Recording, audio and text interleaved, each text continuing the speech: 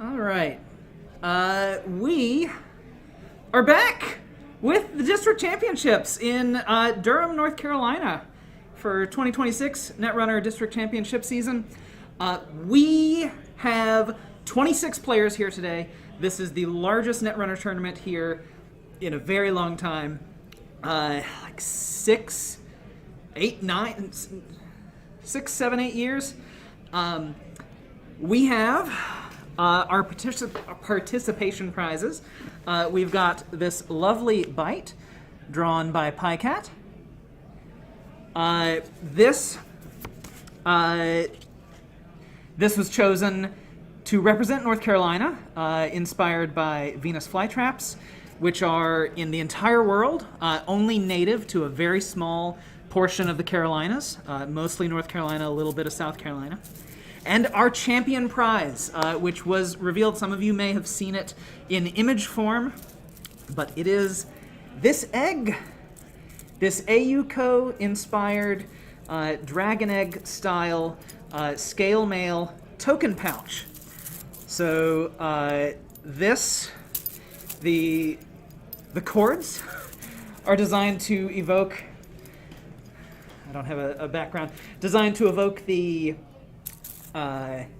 bridges in the art of AUCO. And you got a little tag showing that you are the 2026 Netrunner North Carolina District Champion. So that's what we have in store for our champion. We're starting round 4.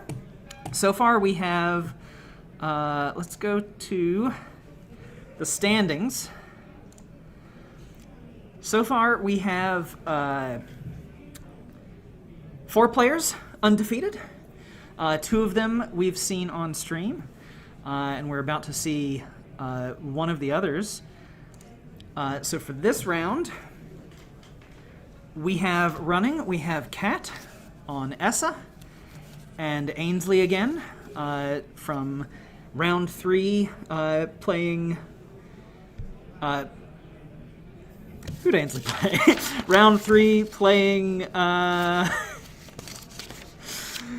some runner, this time as Nebula. Oh no, my brain is already failing at this point in the day. Our players look like they are resolving or have resolved mulligans. And let me just make sure we can't hear the players. Okay. I should be able to hear the players. Okay. So I don't know when time starts, but after this round, if there's time, we can take a look at the Cobra and look at some of the stats breakdowns.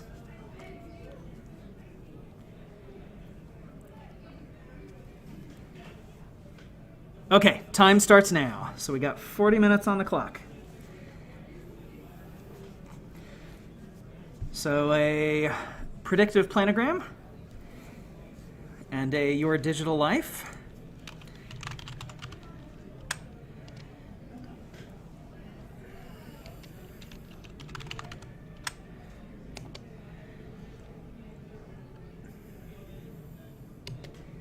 And then installing ICE on HQ. Discarding a card and flipping Nebula. So Nebula, when your action phase ends, if you played an operation this turn, you gain a credit and flip.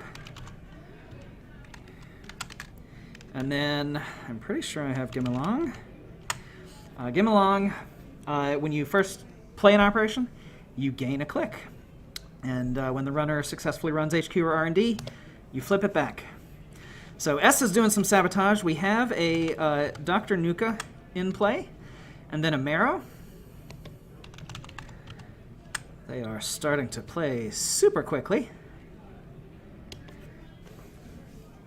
And it looks like 2... Oh wait, I think one from hand, one from R&D. Flip back to Nebula with a run on R&D. And then run Archive, see a Petty Cache. A nice card for Nebula to get into the bin.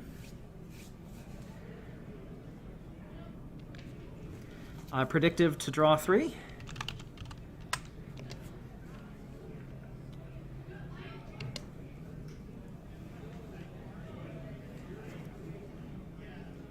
Installing and rezzing a Spin Doctor to draw 2.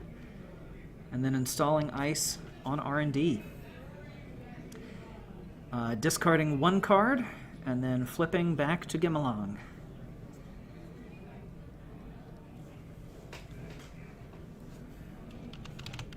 So we haven't taken a look at Essa yet. Of course, Essa, the first time you each turn you suffer core damage, you may draw a card and sabotage 2. Raindrops. I missed what server this was on. HQ. Or R&D. I guess it... Well, yeah, HQ, and we're going to access the card. Flip back to Nebula. Seeing... Oh, stealing an embedded reporting.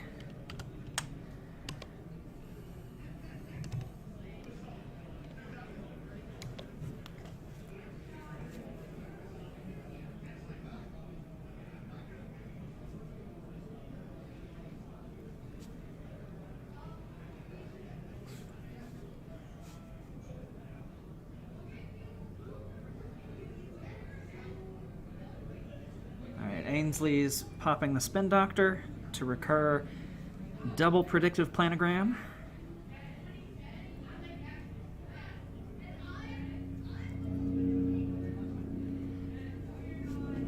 Using Dr. Nuka to draw 3 and pitching a Marrow to hand size.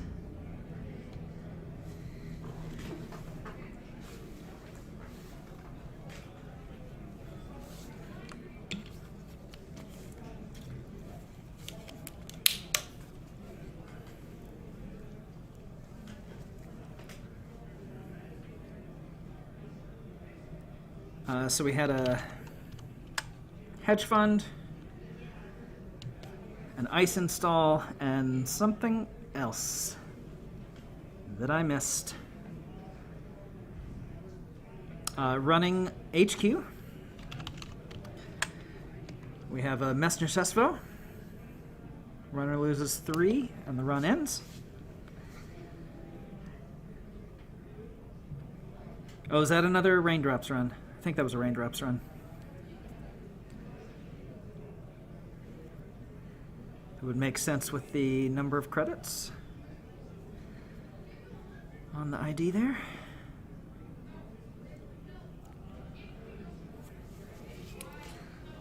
So Kat is another North Carolina-based player. I've seen her playing in many, many online tournaments. But this is, I believe, her first time here at Atomic. What is that card? Is it a telework? It might be a telework.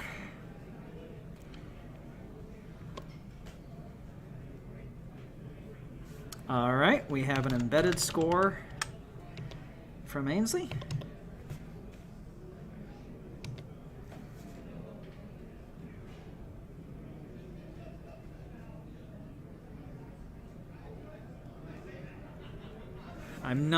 I missed what, it might have been a petty cache to gain the click.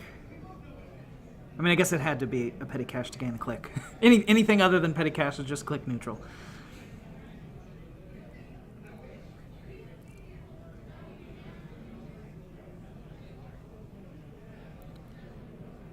All right, we've got a buzzsaw hitting the table. That's going to get through Fly Swatter. We see a Messner Chesvo off the top of R&D.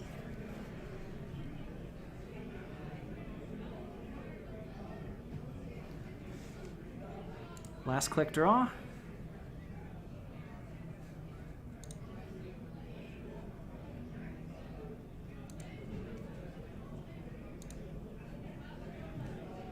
Hedge fund and install.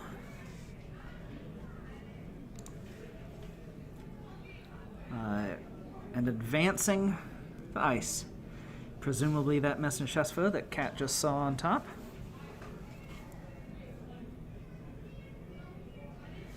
That's running hot for another core damage and sabotage 2.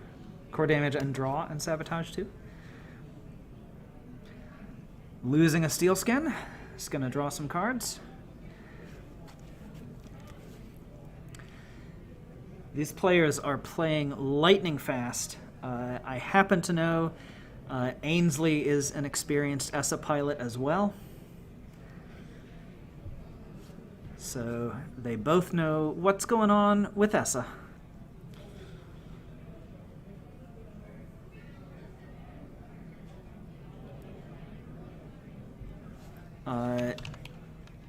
We've got a price.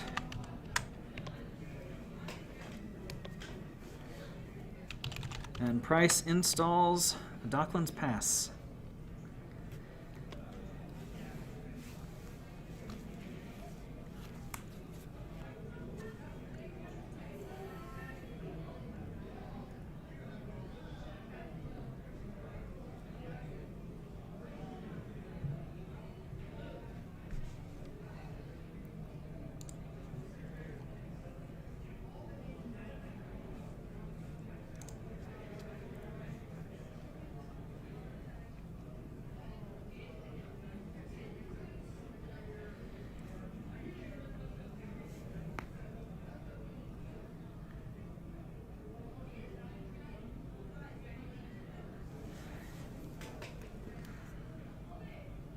I'm trying to figure out what Pokemon this is on Cat's mat.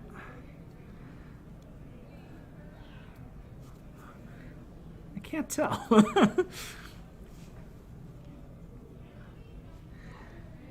Ainsley, of course, sporting the beautiful See How They Run playmat.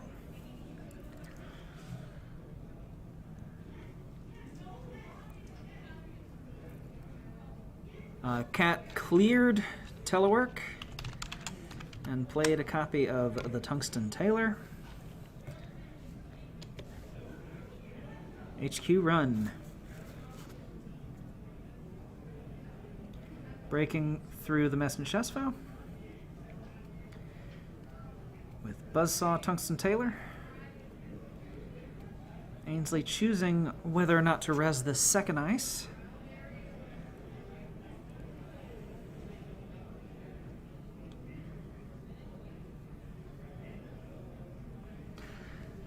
That is a hammer res. So this is going to fire. We're going to get a tag. See something trashed.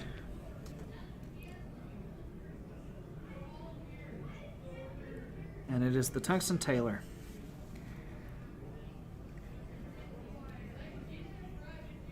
It does mean the Docklands Pass is going to fire, and we're going to see both cards one at a time. So if there's an agenda, it could have been a 50-50. Trashing the Spend Doctor. And it is an agenda. Is that the next big thing? Or no, that's a Stoke the Embers. Stealing a Stoke the Embers.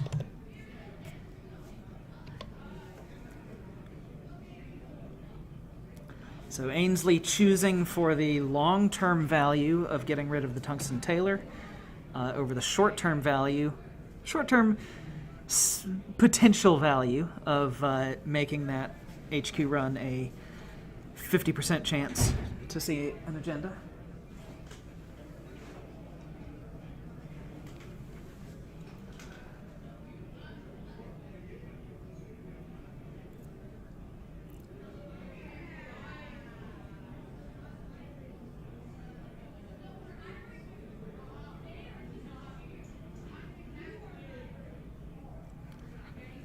Cat's running R&D.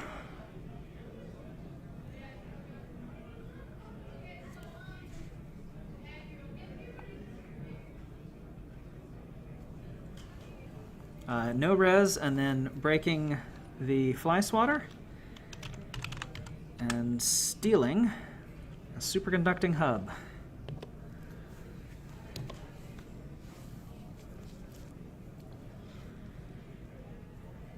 Mandatory draw.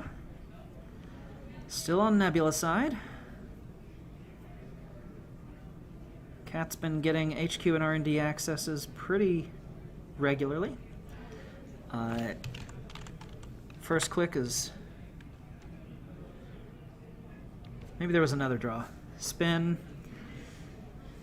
Cat reminds Ainsley that she is floating a tag, and so Predictive can take both of its modes. Ainsley flips to Gimme Long and discards, looks like two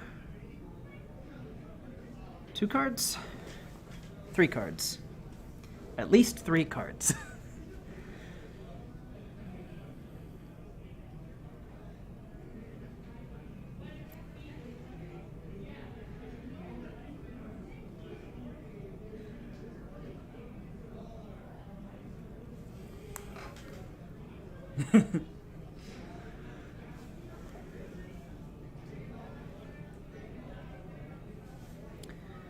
Cat draws, takes a credit, runs the Spin Doctor. Ainsley pops the Spin Doctor, shuffling back 1 Spin Doctor and 1 face down card. I'm pretty sure that's a Fermenter.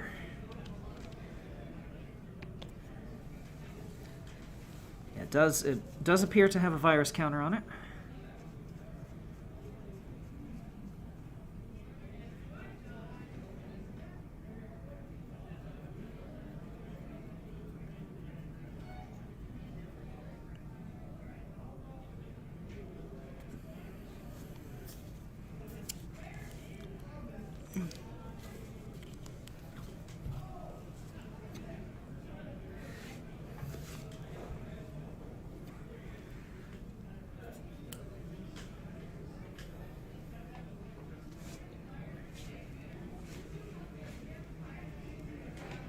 All right, planogram for credits. Not drawing cards.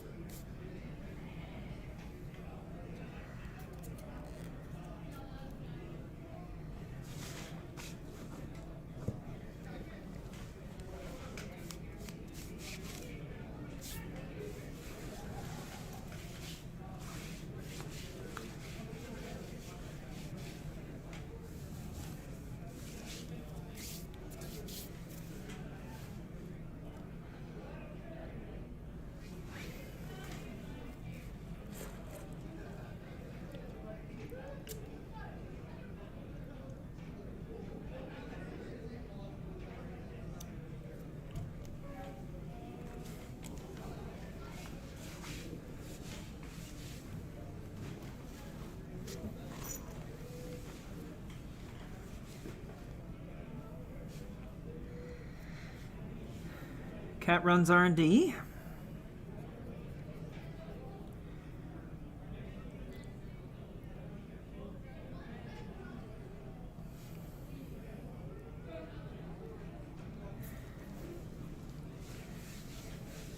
No res on that presumed Messenchesvo.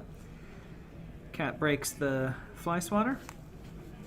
Cannot trash the Spin Doctor that's on top.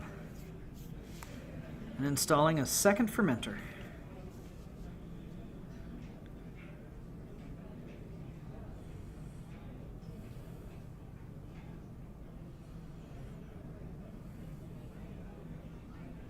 Oh. I missed the point on Ainsley's superconducting hub. But it is 5-3 right now.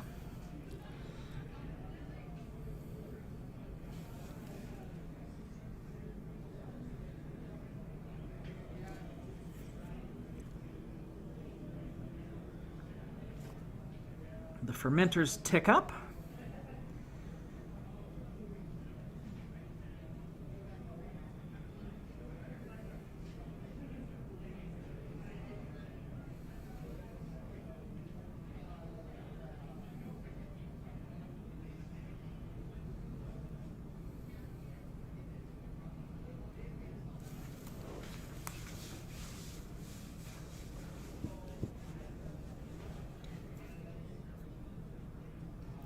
Cat draws.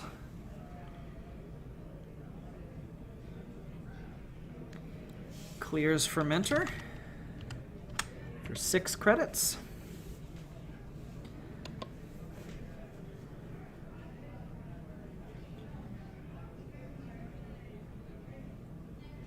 She clears the tag.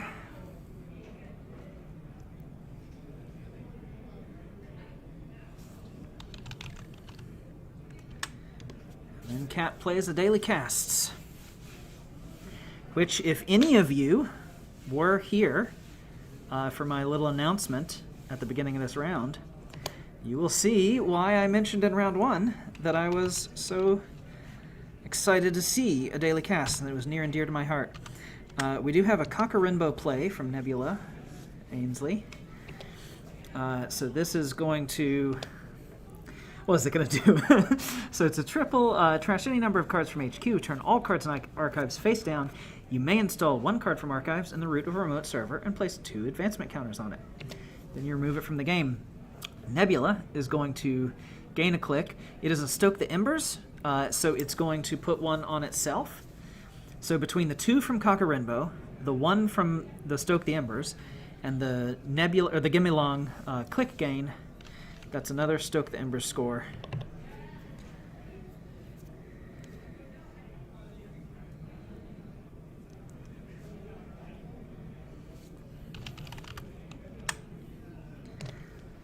So that was Stoke the Embers using the, when you install it from anywhere except HQ, you may reveal it, gain 2 and place an advancement counter on an installed card. It's usually going to go on itself.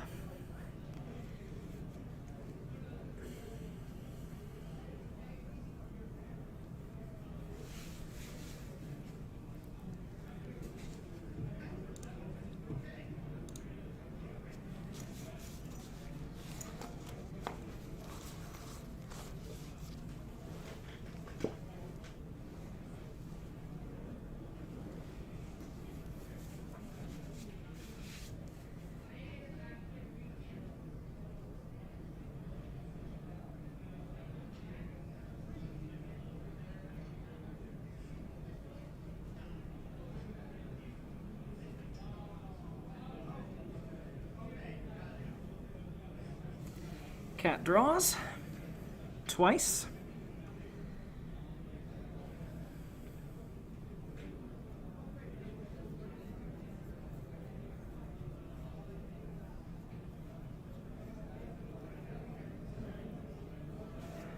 Reinstalls or installs a new copy of the Tungsten Tailor.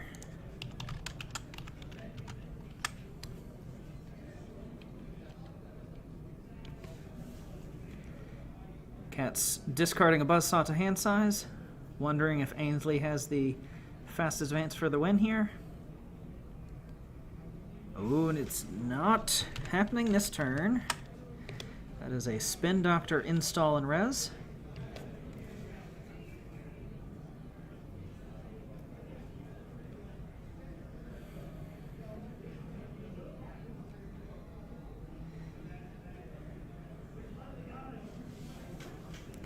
So it looks like Cat has bought at least 1 more turn. It is going to be tough to get through an advanced Messenger Chestvo, especially with a new ice and enough credits presumably to res it.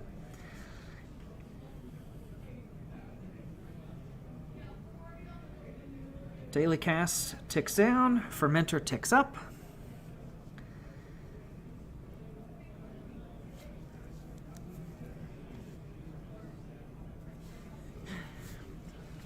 Archives is so large with so many face-down cards that Ainsley is making it clear to themselves that it is not R&D, so as to not accidentally draw from it.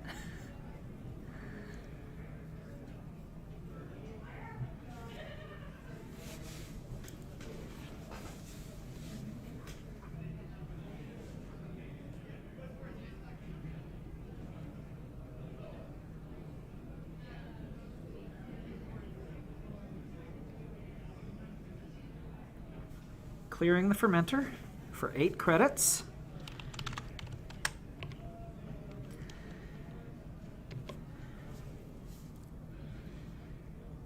Probably got to try to take an agenda from HQ.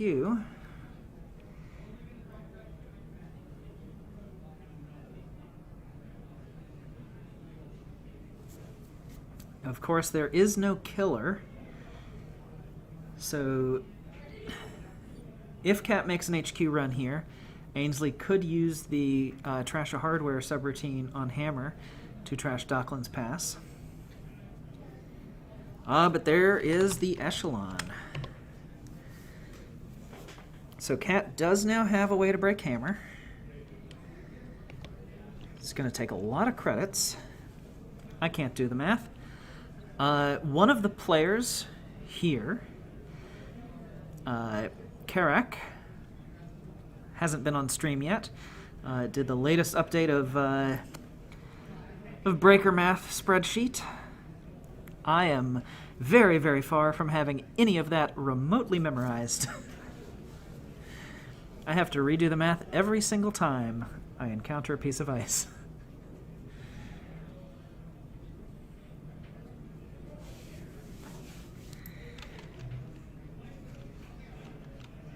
You could play Can I Do the Math Now? So Messenger Chestfoe is currently 3 strength because of the Tungsten Tailor.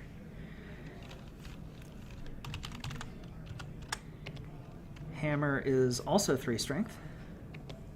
So Echelon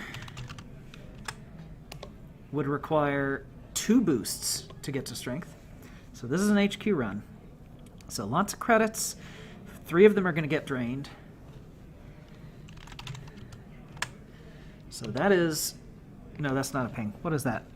Oh, F2P. That's an F2P. Wrong side. F2P. So notably, Cat is not tagged now, so 4 credits could get her through. 2 credits gets her through.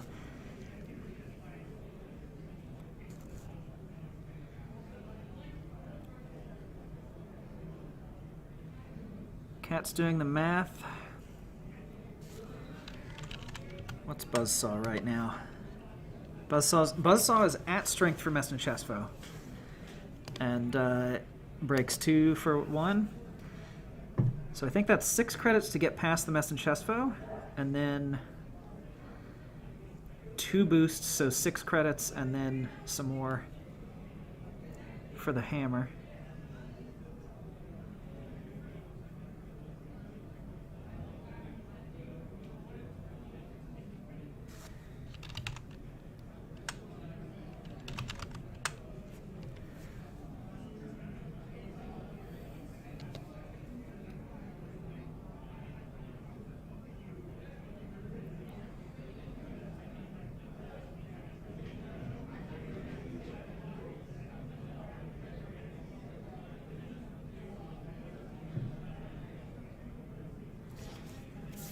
Gimelong flips back to Nebula. That looks like a... Is that a Brawn?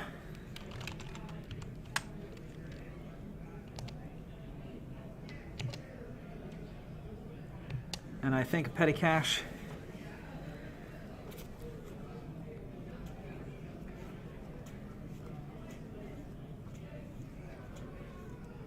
Petty Cash from hand. This is going to flip Nebula back. Being tagged, it's now going to be much harder for Cat to get through that F2P.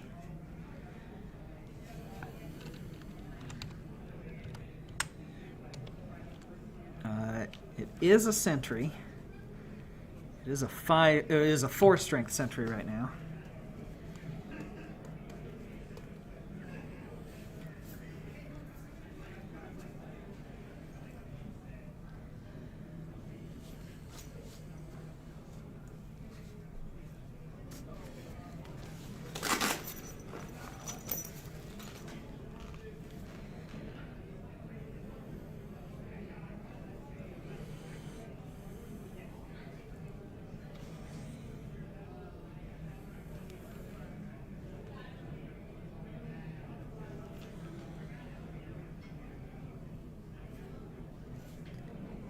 Okay, there is a ping.